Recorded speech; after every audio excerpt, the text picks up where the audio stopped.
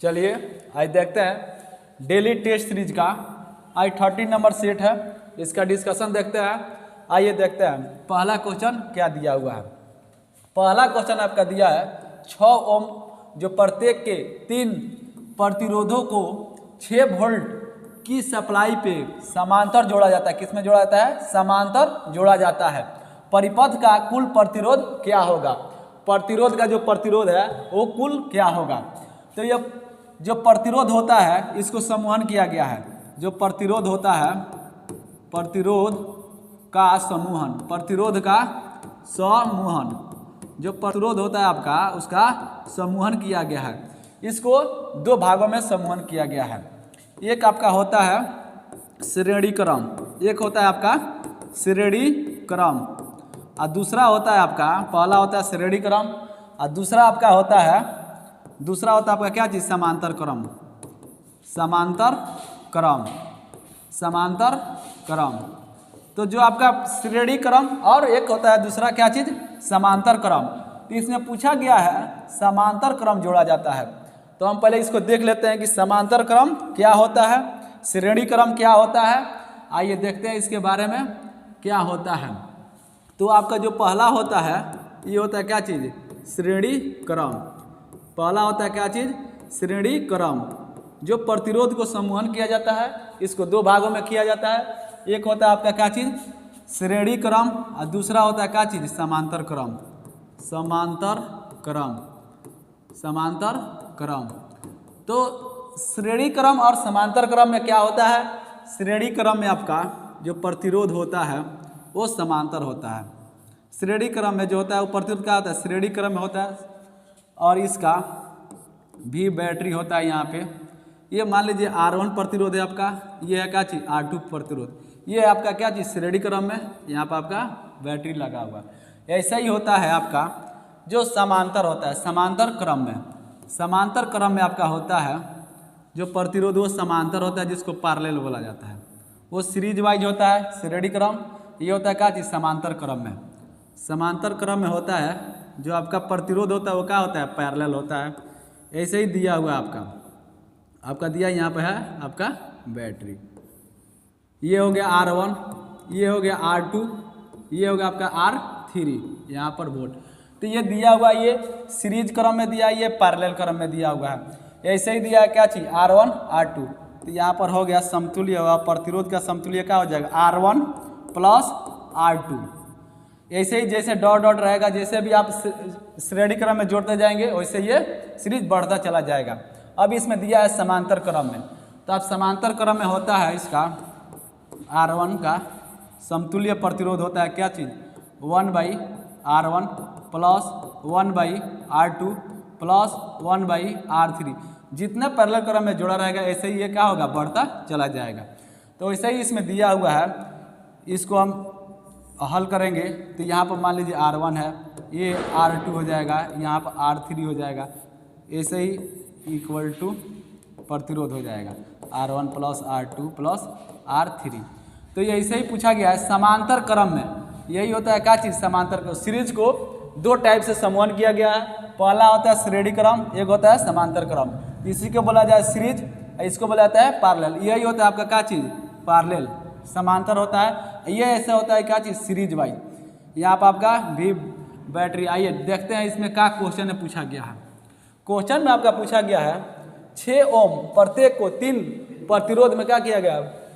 6 volt के supply के द्वारा जोड़ा गया है, समांतर क्रम में जोड़ा गया है। तो यहाँ से हम देखेंगे इसमें समांतर क्रम में क्या होता है। तो प्रतिरोध R1 दिया है आपका, देखिए प्रतिरोध दिया है कितना? 3 प्रतिरोध दिया हुआ आपका। 3 आपका क्या दिया है? प्रतिरोध दिया है। कितना कितना दिया है? 6 ओम। यहाँ पर लिखा भी है प्रत्येक 6 ओम। यहाँ पर आपका दिया 3 प्रतिरोध दिया हुआ है। कितना कितना? 6 ओम। तीनों का मान दिया है 6, प्रत्येक का दे दिया है। यहाँ पर आपका कितना का सप्लाई जा रहा है? 6 वोल्ट का। 6 वोल्ट का सप्लाई जा रहा है। इसमें दिया हुआ क्या चीज़? समांतर जोड़ा जाता है। तो ये समांतर क्रम में जोड़ा जाता है। अब इसका हम देखेंगे क्या चीज़? समतुल्य प्रतिरोध कितना होता है। तो समतुल्य प्रतिरोध इसमें दिया गया था 1/R1 समतुल्य प्रतिरोध equal to 1/R1 plus 1/R2 बटा 1/R3। और जो वही पैरेलल दिया रहता तो हम डायरेक्ट क्या करते हैं, जोड़ देते हैं। डायरेक्ट हम क्या करते हैं, इसको जोड़ देते हैं। वैसे ही दिया, ये समांतर क्रम में जोड़ा गया है। इसका प्रतिरोध क्या हो जाएगा, 1 समतुल्य प्रतिरोध 1/R1 plus 1/R2 plus 1/R3। तो यहाँ पे आपका दिया है कितना, 1/6 प्लस 1/6 प्लस 1/6। ये तीनों को हम जोड़ देंगे। यहाँ पर पूछा गया क्या चीज़, परिपथ का कुल प्रतिरोध। कुल प्रतिरोध कितना हो जाएगा, कुल प्रतिरोध कितना हो जाएगा, इसका एलसीएम हो जाएगा 6, 1 2 3, यहाँ पर 3 हो जाएगा। तो हम जानते हैं कि यहाँ पर दिया हुआ है आपका 1 रेसिस्टेंट इज इक्वल टू 3/6। अब इसको उल्टा करेंगे इजकल टू, तो क्या हो जाएगा 6/3। तो इसको ये से कटाएंगे तो क्या हो जाएगा 2 ओम। आपका प्रतिरोध टोटल कितना आंसर आ जाएगा, इसका प्रतिरोध आ जाएगा 2 ओम। तो आप जैसे देखे थे पहले, इसका 6 ओम प्रत्येक के 3 प्रतिरोधों को भी वोल्ट के सप्लाई पर समांतर क्रम जोड़ा जाता है। तो समांतर क्रम में कैसे जोड़ा जाएगा, ये हो गया समांतर क्रम। यहाँ पर आपको भी बताया गया था कि समांतर क्रम और श्रेणी क्रम को, प्रतिरोध को 2 भागों में समूहित किया गया है। पहला होता है श्रेणी क्रम और दूसरा होता है समांतर क्रम। ऐसे रहेगा आपका तो पैरेलल हो जाएगा, ये सीरीज जारी रहेगा अटा श्रेणी क्रम में। इसका होता है रेसिस्टेंट मतलब इक्वल टू होगा, तो आपका क्या हो जाएगा R1 प्लस R2 हो जाएगा। इसमें हो जाएगा 1/R1 plus 1/R2 plus 1/R3। आइए देखते हैं इसका आंसर क्या हो गया, इसका आंसर हो जाएगा 2 ओम। आइए नेक्स्ट क्वेश्चन देखते हैं। आप सभी को ये सब क्वेश्चन प्रीवियस एग्जाम में पूछा हुआ है। आप देखिए इसमें दिया है पानी के एक अणु में हाइड्रोजन का द्रव्यमान और ऑक्सीजन के द्रव्यमान के अनुपात हमेशा कितना होता है। इसमें दिया हुआ है पानी के एक अणु में हाइड्रोजन के द्रव्यमान ऑक्सीजन के द्रव्यमान के अनुपात होता है। जो यहाँ पर दिया है क्या चीज़, H2O पानी का। तो हम हाइड्रोजन का लिखते हैं, इसका परमाणु संख्या 1 होता है, परमाणु द्रव्यमान 2 होता है। वैसे ही यहाँ पर दिया हुआ क्या चीज़, ऑक्सीजन, परमाणु संख्या 8 होता है, इसका परमाणु द्रव्यमान कितना होता है, 16 होता है। 16 होता है इसका। इसमें दिया है दोनों का द्रव्यमान का अनुपात। तो दोनों का द्रव्यमान का अनुपात कितना हो जाएगा, इसमें दिया पहले का दिया है हाइड्रोजन, उसके बाद क्या दिया है ऑक्सीजन, उसके बाद दिया है क्या चीज़ ऑक्सीजन। ठीक है, इसका परमाणु द्रव्यमान है, परमाणु द्रव्यमान। तो इसको कटा देंगे तो कितना हो जाएगा 1/8। इसका आंसर क्या हो जाएगा 1:8। इसका आंसर हो जाएगा D। इसका आंसर हो जाएगा D। इसमें हाइड्रोजन का परमाणु संख्या होता है क्या चीज़ 8, परमाणु द्रव्यमान कितना होता है 16। समझ रहा है, इसका हो गया 8 और परमाणु द्रव्यमान हो गया इसका 16। आइए नेक्स्ट देखते हैं। नेक्स्ट इसमें दिया है निम्नलिखित में से कौन सा तत्व का SI प्रतीक द्वारा दर्शाया जाता है। जो इसमें कुछ तत्वों का जिक्र किया गया है, इसमें लिखा गया है कि SI प्रतीक द्वारा किसको सूचित किया जाए, दर्शाया जाता है। तो देखिए इसमें होता है सोडियम का होता है Na, चांदी का होता है Ag, सल्फर का होता है S और सिलिकॉन का होता है क्या चीज Si। सिलिकॉन का होता है Si। तो इसमें दिया निम्नलिखित में से कौन सा तत्व को SI प्रतीक द्वारा दर्शाया जाता है। तो इसमें क्या हो जाएगा सिलिकॉन हो जाएगा। आइए नेक्स्ट क्वेश्चन देखते हैं। नेक्स्ट क्वेश्चन आपका दिया हुआ है, यदि 3 एम्पियर की धारा, जो धारा है कितने का है 3 एम्पियर का है, 1 मिनट के लिए प्रवाहित होती है, 1 मिनट के लिए प्रवाहित होती है, तो इतने समय में कितना आवेश प्रवाहित होगी। इसमें पूछा गया है कि जो आवेश है वो कितना प्रवाहित होगी, आवेश जो है कितना प्रवाहित होगी। आप लोग सोचिए, इसको देखिए, इसमें क्या दिया है, क्या ज्ञात करना है। न्यूमेरिकल में सबसे पहले ये सोचना होता है कि इसमें क्या दिया है और क्या पूछा जाता है। तो ये देखिए इसमें क्या दिया है, इसमें दिया है धारा। धारा आपका कितना दिया है, धारा आपका दिया है आपका 3 एम्पियर। धारा आपका दिया कितना 3 एम्पियर। अब इसमें दिया हुआ है आपका टाइम, समय आपका दिया है कितना 1 मिनट। टाइम आपका दिया हुआ है 1 मिनट। टाइम आपका दिया हुआ है 1 मिनट। इसमें समय में कितने आवेश प्रवाहित होंगे। अब इसमें दिया हुआ है कि आवेश कितना प्रवाहित होगा। तो हम जानते हैं कि जो आवेश होता है उसको इक्वल टू क्या होता है, विद्युत धारा इंटू समय होता है। आवेश बराबर क्या होता है, आवेश इक्वल टू विद्युत धारा इंटू समय, विद्युत धारा इंटू समय। आई इंटू टी होता है विद्युत धारा, आई इंटू टी। विद्युत धारा गुणे आवेश बराबर क्या होता है, विद्युत धारा इंटू समय। आवेश बराबर होता है विद्युत धारा इंटू समय। आवेश इक्वल टू होता है विद्युत धारा इंटू समय। अब यहाँ पर समय दिया है तो समय को क्या करेंगे, सेकेंड में बदल लेंगे।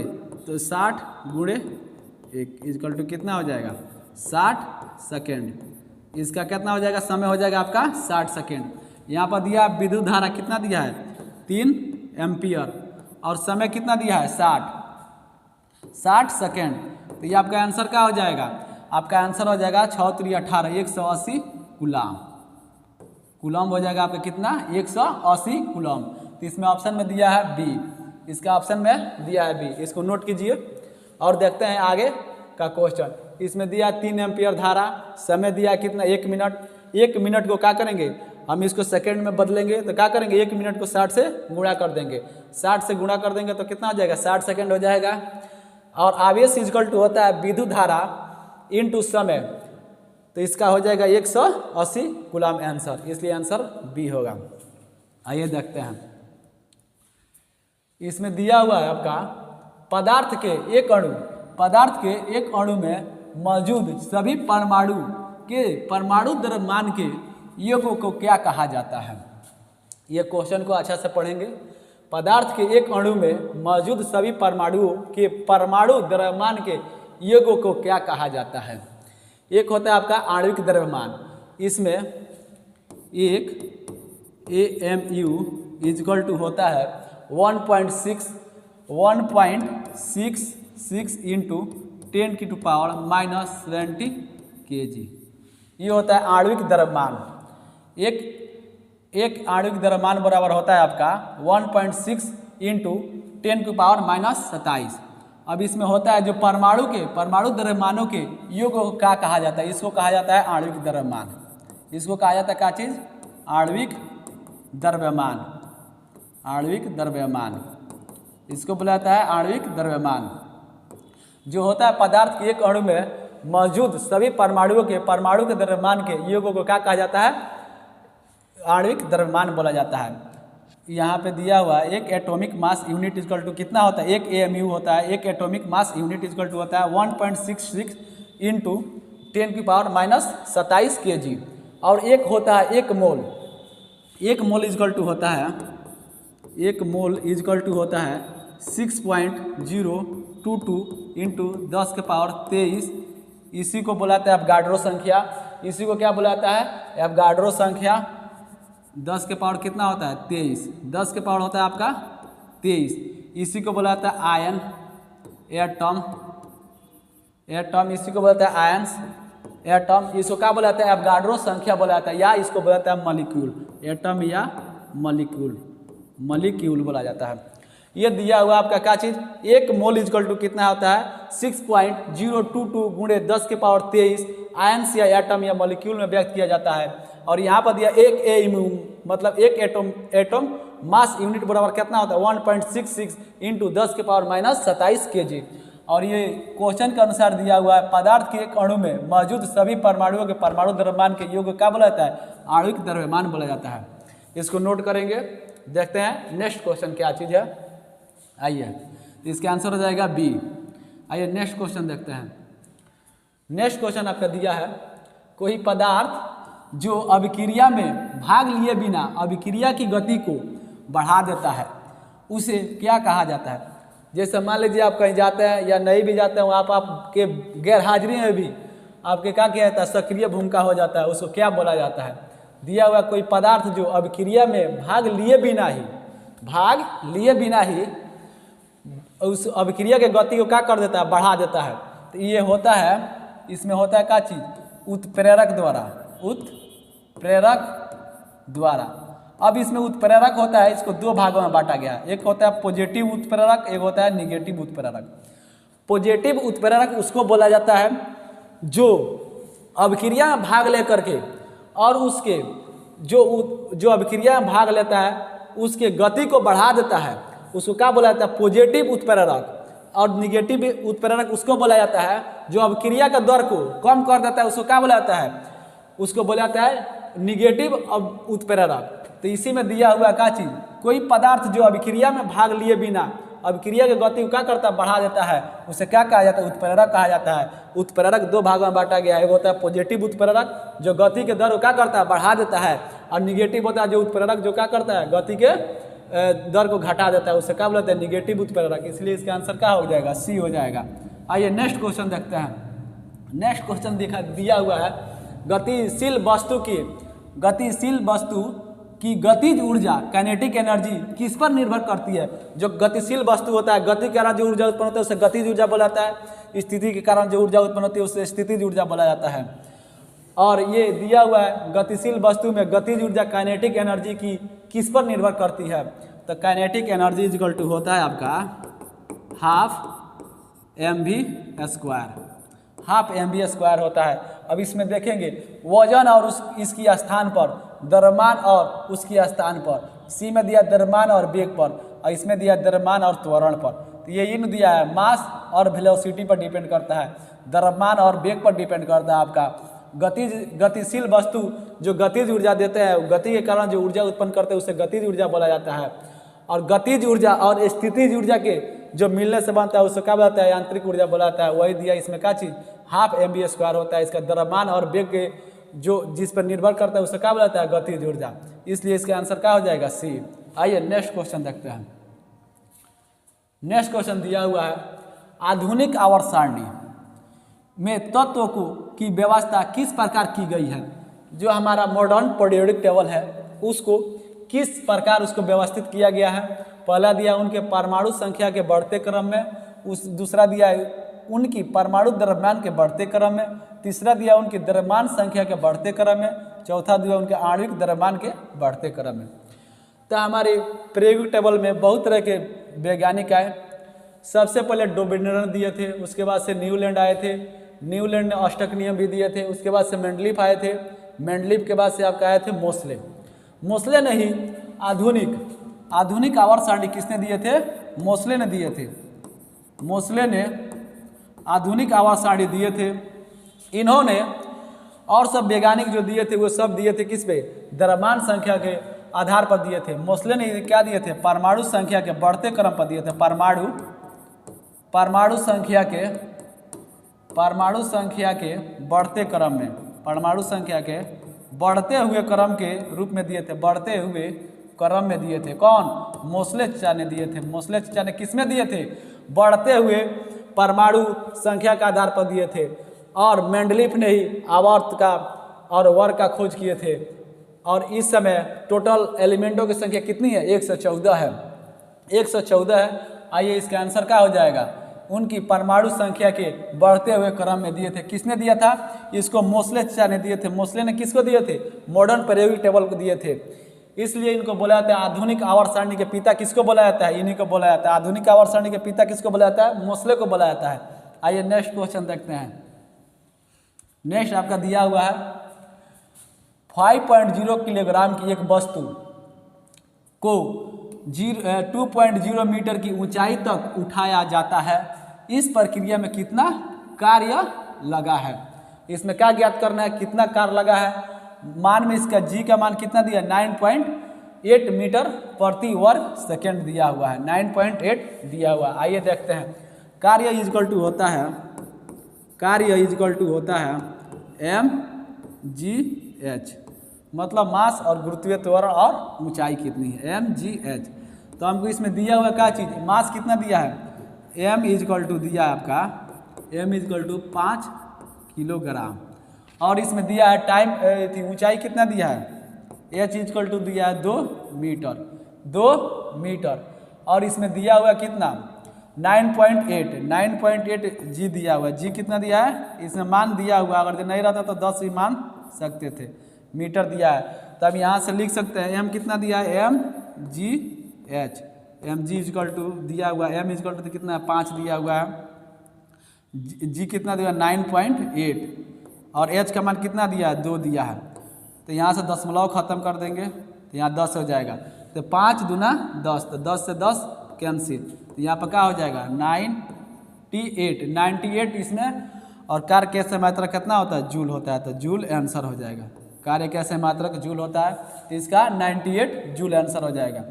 आप इसको अच्छे से समझे होंगे, देखेंगे इसमें क्या क्या दिया हुआ है, हमको क्या ज्ञात करना है, तो आप इसको नोट करेंगे। आगे क्वेश्चन देखते हैं। आगे आपका क्वेश्चन दिया हुआ है मैचिंग है, निम्नलिखित का सही उत्तर के साथ मिलान कीजिए। देखिए इधर सामने देखिए, आप देखिए क्वेश्चन में दिया है निम्नलिखित का सही उत्तर से मिलान कीजिए। कार्य का इसमें क्या हो जाएगा जूल, कार्य कहता है ऐसे मात्रक जूल। बैटरी दिया है, बैटरी का क्या कार्य, बैटरी होता है इसमें रासायनिक ऊर्जा जो संचित रहता है, रासायनिक ऊर्जा बैटरी में क्या होता है संचित रहता है, उसको विद्युत ऊर्जा में परिवर्तित किया जाता है। ये हो गया क्या चीज़ आपका ए। शक्ति को शक्ति दिया हुआ आपका, इसका हो जाएगा क्या चीज़ किलोवाट घंटा। और माइक्रोफोन ये क्या करता है, ध्वनि ऊर्जा को विद्युत ऊर्जा में परिवर्तित करता है, ध्वनि ऊर्जा को विद्युत ऊर्जा में परिवर्तित करता है। अब आइए देखते हैं एक का डी, तो ऑप्शन में तीनों में दिया हुआ है डी। अब देखते हैं बी का एक, बी का मतलब 2 का 1, 2 का 1 किस में दिया है, एक ही गो में दिया हुआ है यहाँ पे, इसमें सब में डी दिया हुआ है, तो यहाँ से छाट लेंगे, एक ही गो में क्या दिया है ए दिया हुआ है। अब यहाँ देखेंगे शक्ति का किलोवाट, यहाँ पर सी हो गया, और यहाँ माइक्रोफोन इसका हो गया बी। देखिए इसका आंसर हो जाएगा 4। देखिए कार्य कैसे मतलब जूल हो गया। बैटरी क्या करता है, रासायनिक ऊर्जा को जो उसमें संचित रहता है रासायनिक ऊर्जा, उसे क्या करता है विद्युत ऊर्जा में परिवर्तित करता है। शक्ति का क्या होता है ऐसा मतलब किलोवाट घंटा। माइक्रोफोन ध्वनि ऊर्जा को विद्युत ऊर्जा में परिवर्तित करता है। इस तरह इसका आंसर क्या हो जाएगा डी हो जाएगा। आइए नेक्स्ट क्वेश्चन देखते हैं। नेक्स्ट क्वेश्चन आपका दिया है, एक ट्रेन जैसे ही चलना आरंभ करती है उसमें बैठे हुए यात्री का सिर पीछे की ओर झुक जाता है, इसका कारण क्या है।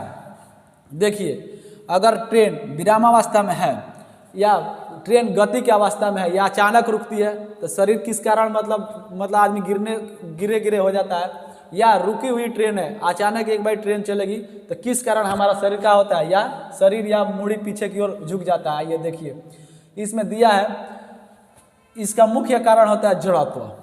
जड़त्व में 2 भागों में बांटा गया, एक गति जड़त्व एक स्थिति जड़त्व। तो इसमें दिया हुआ एक ट्रेन जैसे ही चलना प्रारंभ करती है, तो ट्रेन क्या है यहाँ पर रुकी हुई है, ट्रेन यहाँ पर क्या है रुकी हुई है और चलना प्रारंभ करती है, तो रुकी हुई है तो किसके कारण उत्पन्न हो रहा है, स्थिरता जड़त्व जिसको स्थितिज गतिज बोला जाता है, वही हो गया क्या चीज ए नंबर इसका आंसर हो जाएगा। और वही गति के कारण जो ऊर्जा उत्पन्न होता है, जैसे ट्रेन चल रही है एक बाइक रोका जा रहा है या बस चल रहा है, बस को एक बाइक रोका जाता है आदमी आगे की ओर गिरने हो जाता है, वही होता है क्या चीज गति जड़त्व। तो इसका आंसर क्या हो जाएगा स्थिरता जड़त्व। कारण क्या होता है आदमी का सर, इसमें दिया है सर पीछे की ओर झुक जाता है, सर पीछे की ओर किसके कारण झुक जाएगा स्थिरता जड़त्व कारण। आइए नेक्स्ट क्वेश्चन देखते हैं। नेक्स्ट क्वेश्चन आपका दिया हुआ है, कपास का मुख्य घटक है, कपास में मुख्य घटक कौन सा है। तो इसमें कपास में सेल्यूलोज 90 से 92% होता है, कपास में 90 to 92% का रहता है, इसमें सेल्यूलोज का बना होता है, ये सेल्यूलोज का बना होता है। इसमें प्रोटीन भी पाया जाता है लेकिन 2 से 4% प्रोटीन पाया जाता है, प्रोटीन भी होता है लेकिन 2 से 4% ही होता है। लेकिन इसमें पूछा गया है मुख्य मतलब प्रमुख घटक कौन सा है, कपास का प्रमुख घटक कौन सा है, तो प्रमुख घटक कौन सा हो जाएगा इसका सेल्यूलोज हो जाएगा, इसका आंसर हो जाएगा सेल्यूलोज। आइए नेक्स्ट देखते हैं। नेक्स्ट क्वेश्चन आपका दिया हुआ है, सूची 1 अंतःस्रावी ग्रंथि है, ये सबका है अंतःस्रावी ग्रंथि है। को सूची 2 ये जो स्रावित है ग्रंथियों से क्या करना है सम्मिलित करना है, सूची में दिए गए नीचे उसको मिलाइए। ये अंतःस्रावित है, ये स्रावित हार्मोन्स है, कौन सा अंतःस्रावित ग्रंथियों से कौन सा हार्मोन को उत्पन्न किया जाता है या उत्पन्न होती है उसको मैचिंग करना है। सूची 2 में वही दिया है स्रावित हार्मोन दिया हुआ है। आइए इसको मिलाते हैं। जनन ग्रंथि दिया है, पीयूष ग्रंथि दिया है, अग्नेसाय ग्रंथि दिया है, अधिवृक्क दिया हुआ है। इसमें जो भी आपको याद है उसको आप मिला सकते हैं। जैसे जनन ग्रंथि इसमें क्या हो जाएगा, प्रोजेस्टेरोन हो जाएगा। आपको दिया है पीयूष ग्रंथि, पीयूष ग्रंथि या मास्टर ग्रंथि क्या होता है, वृद्धि हार्मोन होता है, वृद्धि हार्मोन हो जाएगा। अब यहाँ पर दिया अग्निसाय, क्या करता है, इंसुलिन को, इंसुलिन स्रावित होता है, इंसुलिन हो जाएगा। अधिवृक्की ये कार्टिसोल हो जाएगा, इसका क्या हो जाएगा, कार्टिसोल। तो आप देखेंगे इसमें चारों दिया हुआ है, जनन ग्रंथि प्रोजेस्टेरोन हो जाएगा, पीयूष ग्रंथि वृद्धि हार्मोन, अग्निसाय हो जाएगा इंसुलिन, अधिवृक्की होता है कार्टिसोल। तो आइए इसको मिलाते हैं, 1 का 2, 1 का 2, तो यहाँ से ये नहीं होगा 3 वाला। बी का आपका कितना है, बी का वृद्धि हार्मोन, पीयूष ग्रंथि वृद्धि हार्मोन, इसका हो जाएगा 3, यहाँ पर भी 3 दिया, आगे देखेंगे। आपका दिया हुआ है यहाँ पर अग्निसाय, ये क्या हो जाएगा, इंसुलिन, तो यहाँ से ही नहीं होगा। और यहाँ पर दिया है अधिवृक्की, यह कार्टिसोल का स्रावित करता है। तो आप इसको याद कर लेंगे, जनन ग्रंथि प्रोजेस्टेरोन, इसका होता है अंतःस्रावी ग्रंथि है, ये सब अंतःस्रावी ग्रंथि है, ये स्रावित हार्मोन है। स्रावित क्या चीज, हार्मोन है। पीयूष ग्रंथि क्या करता है, वृद्धि हार्मोन होता है, अग्निसाय होता है इंसुलिन, अधिवृक्की होता है क्या चीज, कार्टिसोल। तो इसका आंसर हो जाएगा सी। आइए नेक्स्ट क्वेश्चन देखते हैं, इस सबको नोट करते जाएंगे। आइए देखते हैं, मूत्रालयों के पास प्रायः नाक में चुभने वाली गंध के कारण है। जैसे मूत्रालय में जो नाक में चुभन जैसी गंध होती है, किसके कारण होता है। तो आइए देख लेते हैं, मूत्र में क्या क्या पाया जाता है। इसमें 90 से 95% लगभग क्या पाया जाता है, जल। इसमें 2% का पाया जाता है यूरिया, 2% इसमें पाया जाता है क्या चीज, यूरिया। ये विभिन्न प्रकार के जैसे जल हो गया, मूत्र में पाया जाता है, लेकिन इसमें अमोनिया का कारण ही क्या होता है, चुभन जैसा महसूस होता है। इसमें अमोनिया की मात्रा के कारण ही क्या होता है, चुभन होता है। इसमें अमोनिया का प्रतिशत होता है 0.05% होता है। और देखिए इसमें दिया हुआ है अमोनिया कितना पाया जाता है, इसमें अमोनिया 0.05% का होता है अमोनिया के कारण ही मूत्र में जो चुभन वाली गंध आती है, वही होता है मूत्र में चुभन वाली गंध किसके कारण होता है, चुभन कैसे होता है, अमोनिया के कारण होता है। आइए इसको देखते हैं नेक्स्ट क्वेश्चन आपका दिया हुआ है, प्लास्टर ऑफ पेरिस का सूत्र होता है। प्लास्टर ऑफ पेरिस का सूत्र क्या होता है, प्लास्टर ऑफ पेरिस का इसमें सूत्र दिया हुआ, इसमें प्लास्टर ऑफ पेरिस का सूत्र होता है CaSO4 ½ H2O। Plaster of Paris का सूत्र होता है CaSO4 ½ H2O। तो इसका आंसर क्या हो जाएगा, CaSO4 ½ H2O, CaSO4 ½ H2O। आइए नेक्स्ट देखते हैं, नेक्स्ट आपका दिया हुआ है, ये तो क्वेश्चन हो गया है, रिपीट क्वेश्चन है। आइए नेक्स्ट देखते हैं, लौंग पौधों के निम्नलिखित में से किस भाग से प्राप्त किया जाता है।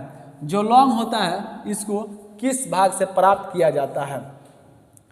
जैसे इसमें ऑप्शन दिया हुआ है, सूक्ष्म पत्तियों से, सूक्ष्म तने से, सूक्ष्म बीज से, सूक्ष्म पुष्पकली से। तो लौंग का प्राप्ति किसे किया जाता है, सूक्ष्म पुष्पकली से, सूक्ष्म पुष्पकली से।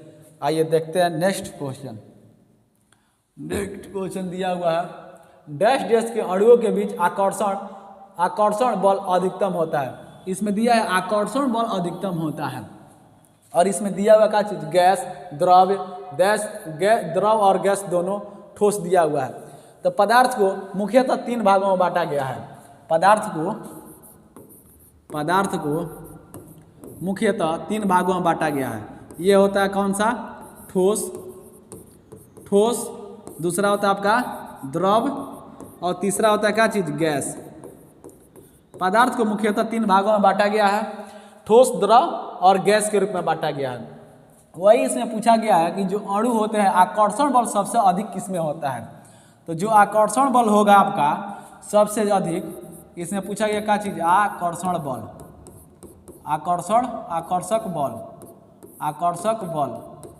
तो आकर्षक बल सबसे अधिक किसमें होता है, जो ज़्यादा घनिष्ठ रहेगा उसमें ज़्यादा होगा। आकर्षण होता है, इसमें होता है ठोस के बाद होता है किसमें, द्रव में, तब होता है किसमें, ठोस के बाद होता है किसमें, ठोस द्रव,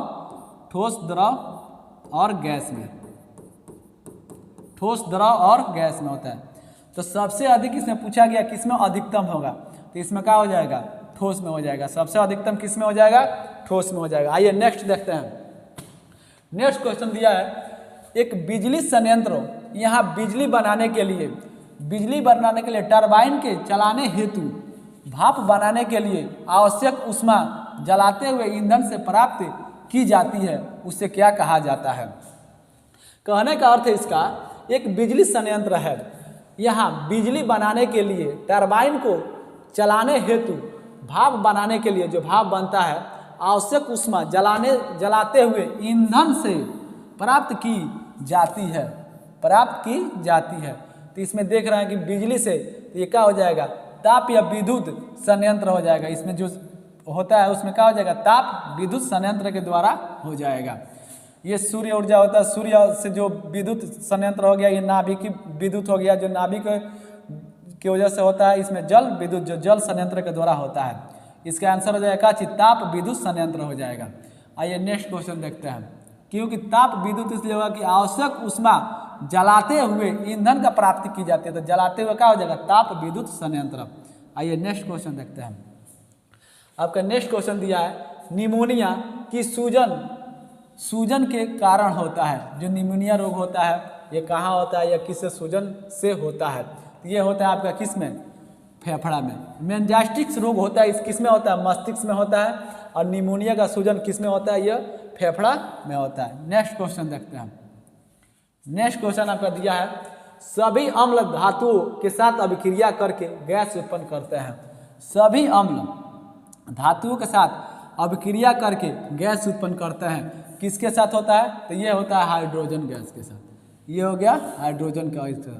हाइड्रोजन का खोज कैवेंडिश द्वारा किया गया था। और इसमें दिया हुआ नाइट्रोजन 78% वायुमंडल में पाया जाता है। Global warming CO2 carbon dioxide के द्वारा होता है, यह मुख्य कारक है। और ऑक्सीजन हम लोग श्वास के रूप में उपयोग करते हैं। आइए नेक्स्ट क्वेश्चन देखते हैं। नेक्स्ट क्वेश्चन आपका दिया हुआ है, इंद्रधनुष के दोनों सीमांत वर्णपट होते हैं। जो इंद्रधनुष बनता है उसमें कौन सा जो सीमांत होता है, जो अंतिम होता है, जैसे एक यहाँ से हो गया यहाँ तक। जो बीच वाला कलर है उसको नहीं पूछ रहा है, ये लास्ट वाला पूछ रहा है।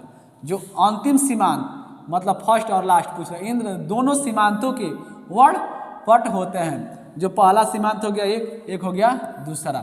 तो इसको देखते हैं कौन सा सीमांत होगा। तो इंद्रधनुष का जो बनता है, जो इंद्रधनुष है आपका, इसमें कौन कौन सा रंग होता है, किस हिसाब से रहता है। तो एक देखिए, राव जी इसमें दिया हुआ है, Rao ji red orange yellow. Rao ji blue, Rao ji blue, Rao ji blue.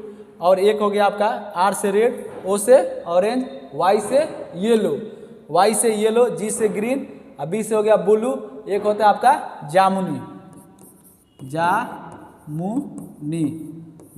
उसके बाद से होता है काची बैगनी। राव जी ब्लू जामुनी बैगनी, राव जी ब्लू बैगनी, राव जी ब्लू जामुनी बैगनी। ब्लू बैगनी इसको बुलाता है VOILET वायलेंट। इसको बुलाता है जामुनी का बुलाता है इंडिगो, इंडिगो। बैगनी को बुलाता है क्या चीज, इंडिगो। तो आइए इस पे देखते हैं। इंद्रधनुष को जो कलर बांटता है, पहला होता है R से रेड, O से ऑरेंज, ऑरेंज कलर होता है। उसके बाद से क्या होता है येलो। एक होता है आपका क्या चीज, ग्रीन, जी से होता है ग्रीन। आयोग्य होगा आपका ब्लू। एक होता है आपका क्या चीज, इंडिगो, INDIGO। और लास्ट वाला आपका क्या हो गया, वायलेंट, मतलब बैगनी। तो इसमें दिया हुआ है आपका जो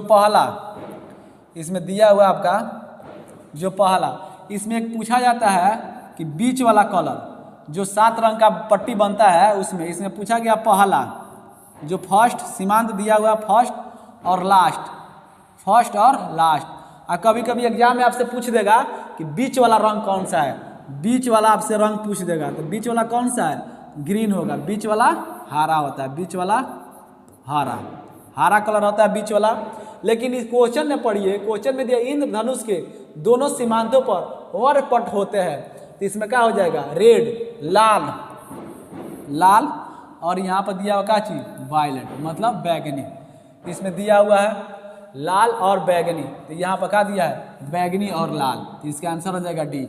लेकिन आपको एग्जामिनर फंसाने के लिए भी पूछ देगा कि पहला रंग रेड होता है, इंद्रधनुष जो 7 रंग से मिलकर के बना होता है, तो इसमें कौन सा क्रम के अनुसार पूछ देगा। इसलिए आपको राव जी ब्लू जामुनी बैगनी इसे याद कर लेंगे। कम से कम आपको यहाँ तक याद रहना चाहिए। लास्ट वाला यहाँ पर क्या है ग्रीन वाला, बीच वाला ग्रीन वाला, लास्ट वाला क्या होगा वायलेट मतलब बैगनी। आपसे एक क्वेश्चन पूछा जाएगा कि जो तेरा इंद्रधनुष जो बनता है उसमें बीच वाला कलर कौन सा होगा, तो बीच वाला कौन हो जाएगा हरा हो जाएगा, बीच वाला हरा हो जाएगा। तो इसका आंसर क्या हो जाएगा, इसका आंसर हो जाएगा डी। जो इंद्रधनुष के दोनों सीमांतों पर वरपट होते हैं उसमें कलर कौन सा होता है बैगनी और लाल, बैगनी और लाल होता है। चलिए ये आपका सेशन समाप्त हुआ। ऐसे क्वेश्चन को देखने के लिए आप लोग रोजगार तक यूट्यूब चैनल से जुड़ जाए। अपने मित्रों को भी बता दें कि रोजगार तक यूट्यूब चैनल पे जो भी प्रीवियस ईयर का क्वेश्चन पेपर है उसको एनालिसिस कराया जा रहा है फुल, और उसके बाद से एनसीईआरटी बेस भी क्वेश्चन इसमें न्यूमेरिकल दिया गया है। आप लोग न्यूमेरिकल को देखें और उसको फिर से अपने से प्रैक्टिस एक बार करें और ये क्वेश्चन देखें, और ये जो शॉर्ट नोट्स दिया जा रहा है उसको आप लिख लें। ठीक है, थैंक्स, ऑल दी बेस्ट।